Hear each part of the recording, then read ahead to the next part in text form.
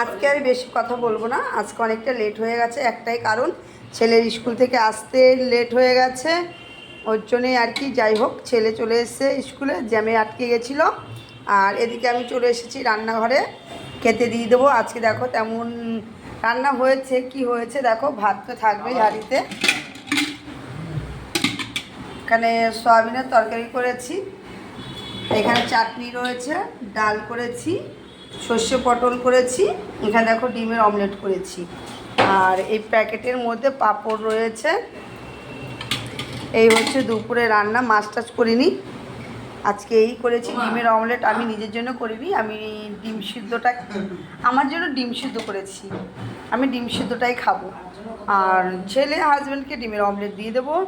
যাই হোক, বেশি কথা বলবো না, এমনি তো লেট হয়ে গেছে, আমি খেতে দিয়ে দিই। স্নান হয়ে গেছে, ছেলে দেখো যা যা চেঞ্জ করে নে, অনেকটা লেট হয়ে গেছে।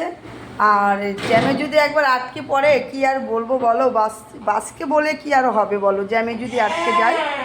যাই হোক, শুভ দুপুরের অনেক অনেক শুভেচ্ছা তোমাদেরকে, তোমরাও খেতে বসে পড়ো। বেশি কথা বলবো না, কারণ আজকে অনেকটা লেট হয়ে গেছে,